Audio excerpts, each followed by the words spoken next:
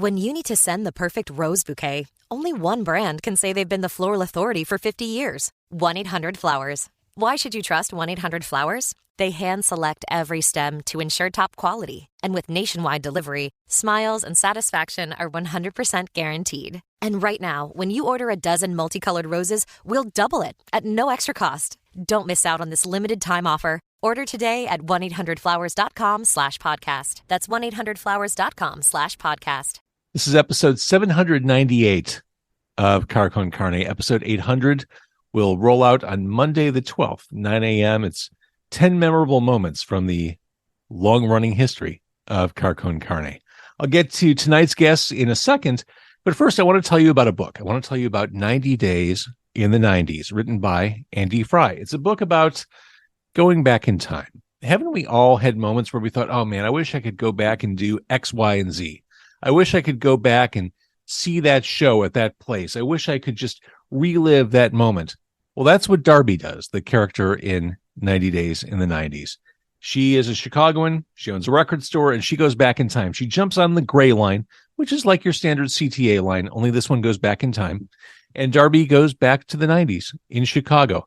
Awesome book. I'm recording this on the 6th of December, which means the holidays are still a couple weeks away, which means this would be an awesome gift or stocking stuffer for friend, family member, colleague, anyone interested in that period of time musically or just cool fiction in general. 90 Days in the 90s.com is where you can find it. You can also find it on Amazon. It's Car Con Carne. Let's eat in the car. It's Car Con Carne. And now here's the star of our show, James Van Alstyne.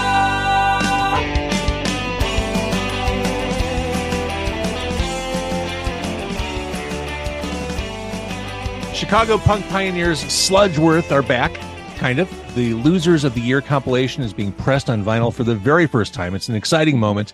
And joining me to talk about that release and all things Sludgeworth, I have Dan, Adam, and Brian from the band. A year ago, I didn't think a conversation like this was even possible, but here we are talking about Sludgeworth at the end of 2022.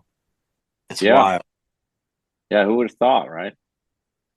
Let's start at the beginning. It's funny. I shared a picture that was in your press kit. I shared it to my Instagram. One of the first people to respond to it was Joe Principe of Rise Against. He said, "Oh yeah, that picture for sure was taken at McGregor's in Elmhurst." That was a moment. Like that place, you guys, that scene, influencing people like Joe of Rise Against, arguably one of the biggest bands in the world right now. Take me back to that period when Sludgeworth was active. Yeah, we played that club quite a bit, probably more than any band I think really of in the Chicago area. And from what I remember, it was a cool place. It was a guy, his name Matt Nelson, used to book shows every Sunday, and it was a time where people were starting to notice punk rock, but it wasn't mainstream yet. But it was kind of like Green Day hadn't broke or anything, like Offspring. We played with both of those bands. Sure. I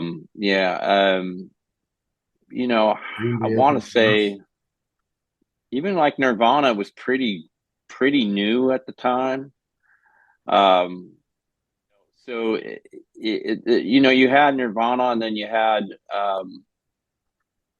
I think people kind of felt like the winds of the time were just kind of moving in somewhat of the punk direction. And so you had a lot of bands from that time that were coming through there.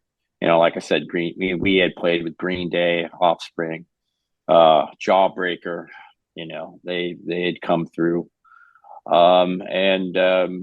we were one of those bands that were just really into Naked Ray Gun and Jawbreaker and bands like that, and playing at that time. And so, we played there all the time. A lot of people, when describing Sludgeworth, say that you guys have a Midwestern sound. And I agree with that. I don't know if I'm saying that because of that kind of ray gun-esque OOOs that I would hear on songs like Never Say Never or Someday. But there is something to the Midwestern notion. There's an earnestness, Dan, like a full-throated earnestness to the way you attack these songs that feels, I don't know, Midwest. Is that crazy? It is.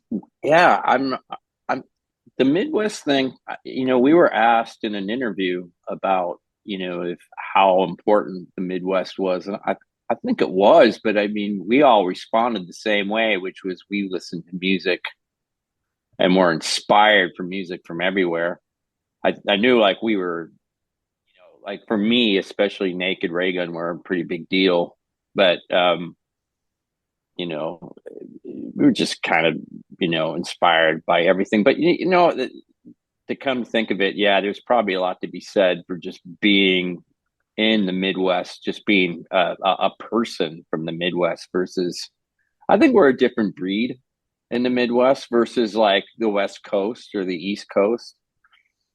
I agree with that.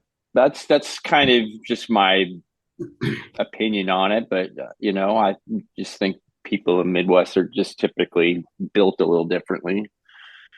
Maybe not built differently. I don't know what the word I'm trying to look for, but it's also the time, right? So there's no internet, so it's like it's kind of hard to hear bands from the West Coast, East Coast, and you're kind of forced to be, I don't want to say inspired or whatever, but by bands that are just around you, like that you have access to. It's a whole different world now, you know what I mean? Like you almost can't help it. For sure. No, you can't. And the music that you play is definitely gonna have that vibe. You can't shun it. You know what I mean? It's kind of in you because it's what you're exposed to. I think there's a lot to that. Like if you guys remember, like, Southern California had a vibe going, and the East Coast, well, definitely New York City had like hardcore and all that. Boston had like a hardcore scene from, that they're all kind of influenced by each other. So I think it's like, the Midwest definitely had that kind of thing going. I think we were part of that, or definitely influenced by that. But I agree with you guys. We kind of were like listening to all kinds of stuff, as well as, being in part of that environment from that time, because we were, that age, Yeah. So Losers of the Year, pressed to vinyl on Red Scare, first time ever on vinyl. Listening back to these songs, I think they hold up remarkably well. When you listen back to them, can you hear that, or do you hear a bunch of kids playing punk rock? I think some of them hold up pretty well, and some of them kind of don't. But I think they're still good even when they don't. Like I'm happy basically. So it's a good. To me, it's a good accomplishment to be able to listen to them 30 years later and not like go, oh God, what was I thinking? You know what I mean? Because I definitely have records like that I've been a part of, where I go back and listen to them, and I'm like, practically, holding my nose listening to it. But that's definitely not one of them. So I'm pretty happy about that. Well, how about you, Brian and Adam? When you listen back to these songs, as you dug up some previously unreleased things for this, what do you hear when you hear Sludgeworth in 2022? It's funny. Me and my son were actually listening to it in the car today, and as of late, like I've listened to it in the past, but never really gave it much thought. And as of late, probably given it a little more thought. And it's really like a timestamp. Like it's more than it's like a time machine. It's like you want to go back to 92, throw that record on. I think that they hold up. I think that, it's funny. I cringe because there's things that I would have played differently or kept tempos in check or whatever, but that's kind of what made it punk. but I think that I think it's definitely withstood the test of time. You know, Adam, I totally cut you off, so go ahead. Yeah, I was saying you go ahead. I wasn't sure what I wanted to say yet. But yeah, I agree. Honestly, I feel like these are all really good, catchy songs, but I never understood the I don't know, some people's obsession with it, which I think is awesome and I love it. I'm happy that people love it that much, but I think it was most of our kind of just beginnings. And it was good. You know what's funny about that obsession thing that you just kind of mentioned is it's funny because I've talked to so many people since the Red Scare release, and I was talking to this guy Christopher, and he's like, dude, he's like, you guys played You and I at the Cubby Bear for your first reunion show, and that's when I proposed to my wife. It's like everyone has these like stories about the song, these moments. It's kind of it's kind of cool. It's like when you're playing them, you don't really think, you don't think about that stuff. But then when you like, oh wow, it's just kind of trippy. Yeah, and I don't mean to downplay anyone's having meaning behind any of our songs or so offensive, bro. Life. I just felt like I was like, yeah, it's just our fun music, and then people have attached things to it because of the time in their lives, which is great. That's super cool. That's got to make you feel amazing. Yeah. Yeah. I mean, isn't that's kind of the point of like, when you make music or write songs, like you're trying to invoke a moment, if not in you and somebody else. Right. So I guess we kind of succeeded unknowingly in that. Right. Or maybe not. So Dan and Brian, this was a side project from Screeching Weasel that became a front project. And then the band broke up in 1992. Last show was in 93. What happened? Was this just a bunch of young musicians with egos clashing? Was this just artistic differences? Why did Sludgeworth call it a day back then? A fight? I think we still kind of disagree about it to this day. What? Actually, because we were just talking. Right. What's that? I was saying we agree on this just so I could disagree with you. Oh, I see. Well, no, well, maybe Brian and I disagree on it. I was kidding. Yeah, I thought see the music differences, but I did, and I think like there's just, I think when you're young, you kind of you start moving in different directions. I felt like, and I said this in an interview, I felt like I was kind of drifting away. And so like looking back now, I didn't realize it at the time that, or maybe I did, but like I really see it a lot clearer now that I'm older, that's what I was doing. I felt I felt like this something wasn't working.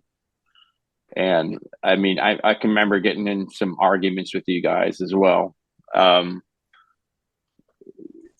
so, I felt like, I don't know, it's kind of a lot of things. There was issues like, I tend to like things that a lot of music that's pretty simple. Like my favorite, music, whether it's the Ramones or Hank Williams or Tom Petty or like an early Who song, it's usually I like a lot of stuff that is like 3 and 4 chords, and it seemed to me at that time that my bandmates kind of didn't. So there was a lot of that as well. I thought they had good points with it as well. You want to have dynamics, and I think that's what they were striving for back then. So those are some of the things. I didn't expect this to feel I didn't expect this to feel as uncomfortable as it did, bringing it up just now. Well, yeah, I mean, we were just talking about it recently, and those guys had gone on and did a band, and I did another other projects. And so I think there's always been a little weirdness with it. Yeah, I'm just speaking frankly here, but I mean, I still, love these guys and had a pretty amazing experience at the same time. So, it's both. It doesn't fit into one easy, category. Right. What's funny is that it's funny because 30 years later, we're still trying to answer the question of why we broke up. Do you know what I mean? I think so. Yeah, I think so. And because, and believe me, so it's been haunting me, I guess, technically for 30 years, because it's like, yeah, we were all young and we were kind of we wanted to try new stuff. We wanted to experiment. And I understand, and I get Dan's point. The thing is, I didn't get Dan's point until much, much later, but like, and part of my fear at the time was when I was in Screeching Weasel was more hardcore. You know what I mean? It was faster. It was more. Like you're talking early on. I'm talking early, like back in your when I was in Weasel, and right. And then it changed to like the 3-chord, kind of more Ramonesy stuff, and I wasn't interested in that. And maybe I think, and then with Sludgeworth, I was there was dynamic, and that was exciting. And then going back to maybe 3-chord is maybe what gave me the heebie-jeebies. Or whatever. I don't know, but it just sucks to still even be thinking about it 30 years later as to why. Yeah, no, and that's the thing is I can remember bringing a lot of song ideas, to practice. I'm like, I don't know, it's a little too simple, or it's the same drum beat. And I'm like, shit, I'm never going to be able to write a song with these guys. You know what I mean? Yeah. So because like that, to this day, that's still how I write songs. 30 years later, I don't really write. I don't like writing songs that are simple for the sake of being simple. I just tend to like songs that are simple. Right. I want a good song first, and I think what we did is that we were able to balance the two for a while, and then we weren't able to balance it anymore. Right. And then it's something got lost where there were just too many ideas that were going kind of all over the place. And like, I wasn't really into it. And so that's the musical differences that I'm talking about. Gotcha. Yeah. So like, and just other stupid crap of just being, I think being young is part of that too, because, and like you said in an email, a lot of it's communication, it just, the communication was bad, but again, I struggle with communication now, and it's like, let alone being a 21-year-old kid, right.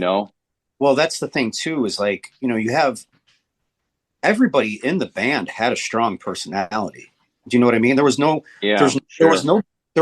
docile in the band. There was no one in the band was just going along for the ride. Like everybody had an opinion, everybody had something to say. So when you did have an issue, it was you against 4, you against 3, you against 2, and what situation. Sure. So that made the communication a little difficult and plus it could get heated. You know what I mean? Like when people did have an opinion, they were very staunch and their beliefs or their whatever. So it's like, you didn't even want to approach it, just for the sake of argument. I think, we're going back 30 years. I have a hard time remembering what I did last weekend. So, right.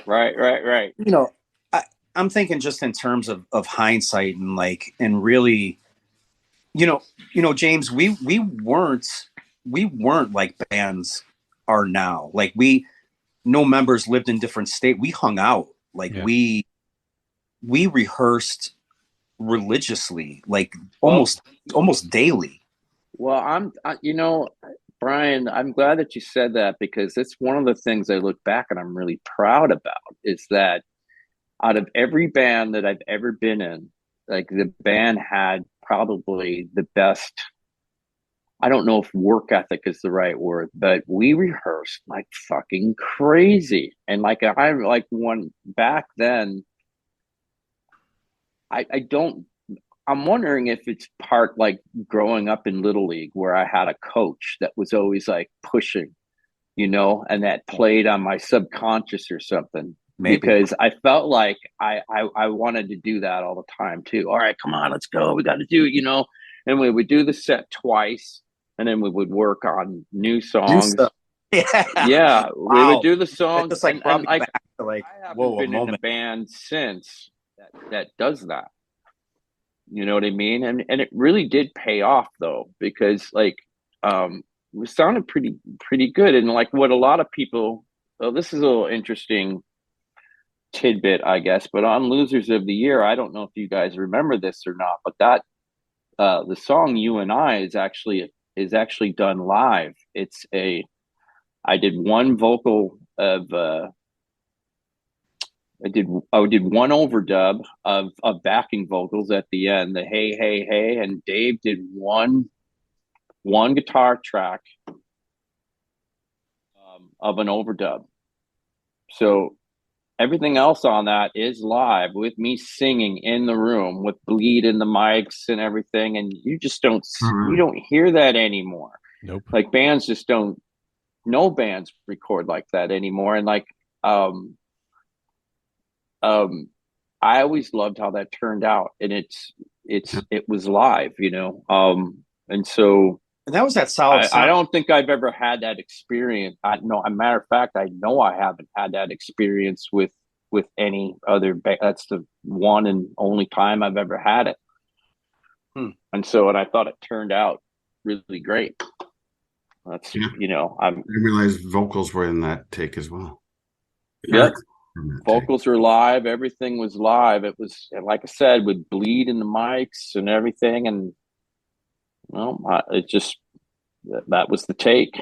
And so I don't know. I think that's stuff, and like something I'm really kind of proud. I don't know if that translates to somebody that's going to pick up the CD, but maybe if you're a musician, you might like that. You know what I mean?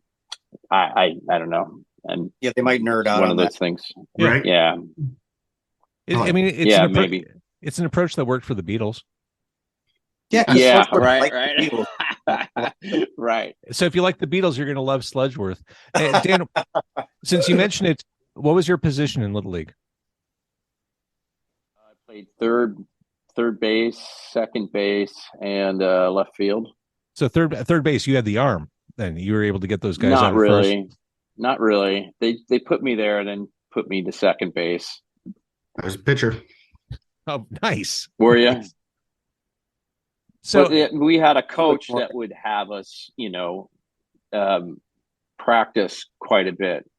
And I think, like later on in life, I kind of look back at that time. I'm like, God, I think maybe that's where I was getting that shit from, sure. like drive. And the teamwork. I mean, you talked about how you guys hung out together. I mean, right. That kind of we're a gang. Like we're in this together. It really was. And I think, I people ask us a lot of questions about like, typical band stuff, right?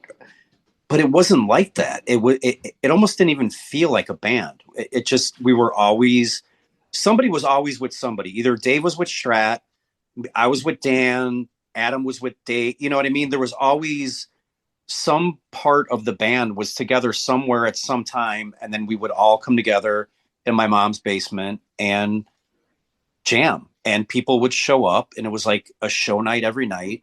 And it was super unique. It was definitely, you'll never get that back. You'll never get that vibe back. Yeah. It was definitely just a time in our lives. You know what I mean? Just, well, it was like you said, rehearsal was really like a mini party all the time. You know what I mean? All the time. Here.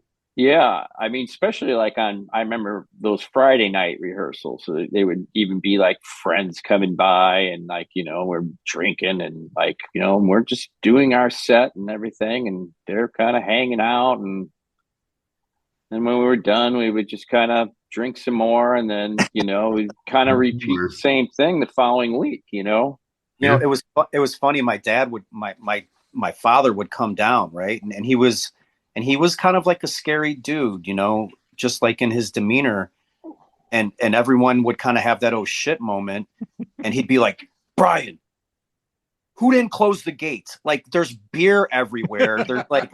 There's 30 people. And my dad was upset about the fucking gate being open. Yeah, that's some weird cognitive dissonance going on there, Brian. I want to say that your dad was pissed about that more than once, wasn't he? But the gate, yeah, because someone always left the gate open. Yeah. Someone always left the gate open. He would be pissed, but he wasn't mad about anything else. I didn't care about your mom. I didn't care about the music or the beer or all the people. It was the fucking gate. Like it was the gate. Yeah. I totally forgot about the gate. Amazing. So, Losers of the Year Losers of the Year was a compilation that came out after the breakup. This was a collection of stuff that Lookout put out in 95. Timing wise, you mentioned Green Day, you mentioned The Offspring. They were white hot at the time. It seemed like a great time to introduce the world at large to Sludgeworth. What was that moment all about? Were there expectations of you jumping back in, or was this just kind of like, hey, these guys are great, we should acknowledge it and move on? Was it just kind of like putting a cherry on the sundae, so to speak? I guess, yeah. I mean, there were just everything that we had, and then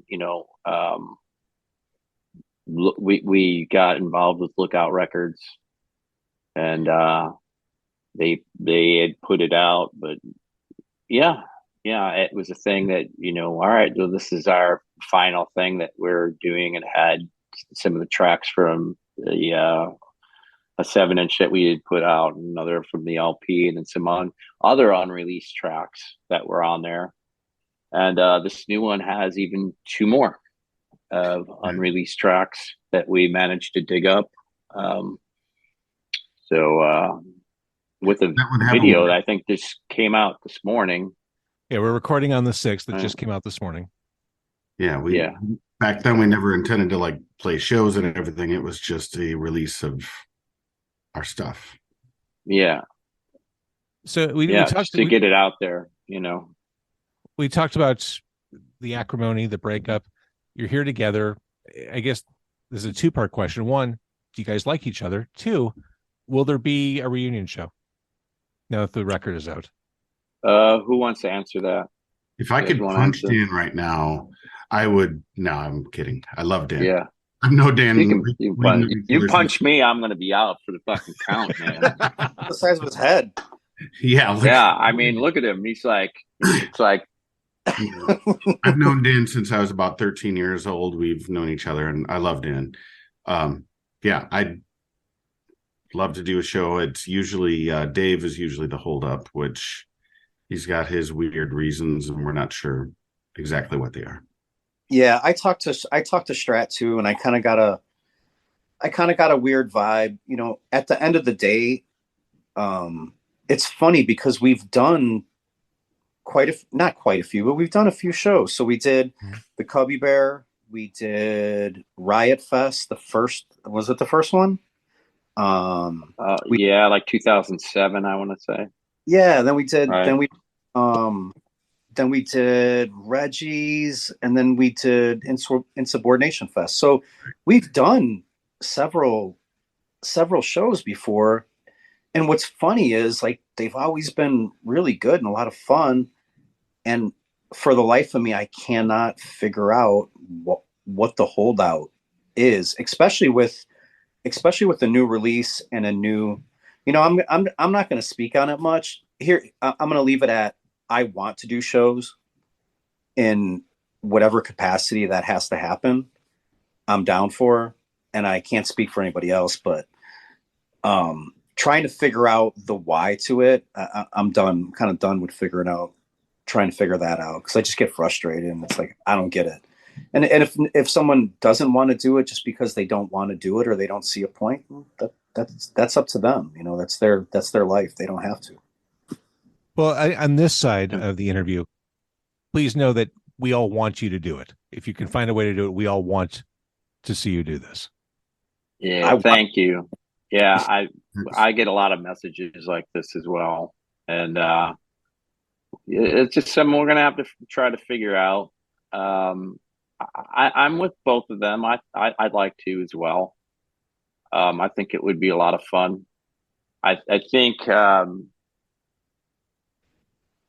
the how at this point is just kind of the logistics of moving and doing it are kind of what we're facing at the moment.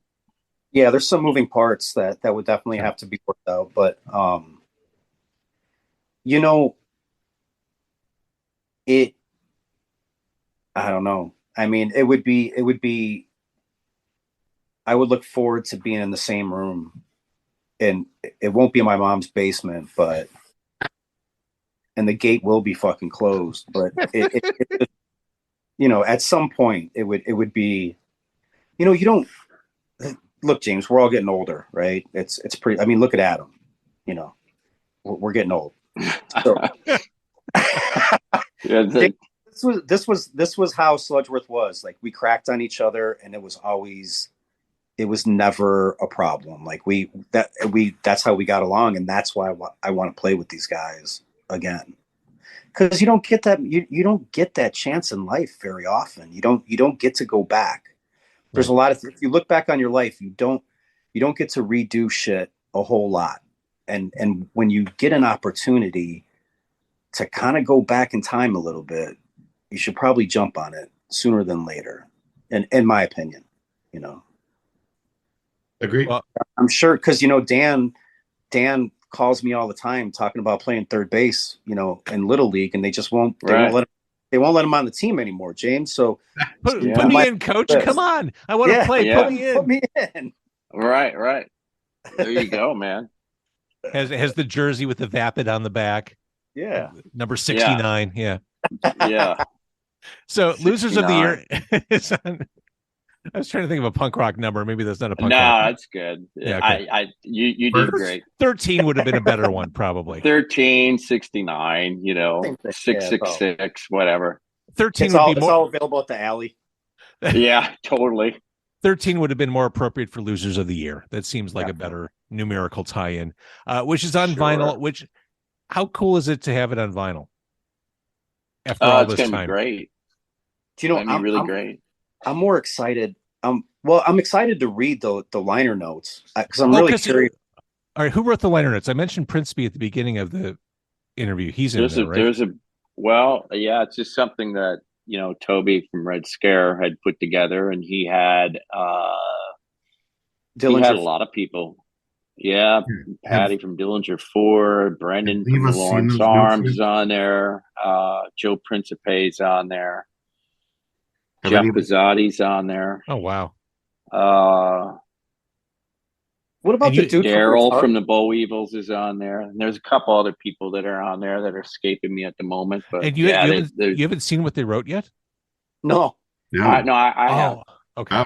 Just Dan. Yeah, he showed me a while ago. Was it kind of emotional to read what your contemporaries and friends wrote? Yeah, it was pretty cool. It was. It was. There was some funny stuff in there. Patty from Dillinger 4 was probably my favorite. It's like, if they were a band for like 15 more seconds, you know, like, or minutes or whatever, they could have done, you know, it's just like they broke up just a little too soon, you know, but just, he said it in terms of like actual like 15 minutes or something. It just, I don't know, it was very funny when I read it back. And I think there's truth to that. Not to throw salt, but I think there's truth to that. I mean, you guys, like I said, listening back, I mean, this stuff holds up so incredibly well. You guys were lightning in a bottle. Thanks. Thank you. but everything kind of works out how it's supposed to. You know what I mean? Fair. And I to tell you the truth, I'm going to be perfectly honest. I think that if we did hang on to those 15 more minutes, I would think that some of us probably wouldn't still be here. Yeah. And like not and Yeah. not I'm not trying to be like funny or anything, but I think like seriously, I think that I think that there are people that were in this band that could handle maybe a higher level of whatever you want to call it, and I think there are people that wouldn't be able to handle it, and I think the people that wouldn't they wouldn't be here right now. And I know it sounds kind of grim and sad, but Right. Sometimes shit just works out how it's supposed to. True enough. Well, losers of the year on vinyl for the very first time, Chicago punk pioneers. I don't think that's an exaggeration. You are Chicago punk pioneers, Sludgeworth. What a pleasure talking about your history, music. I really got. I'm excited to have had the chance to talk to you. Thank you for having us, James. Yeah, Awesome. thanks a lot.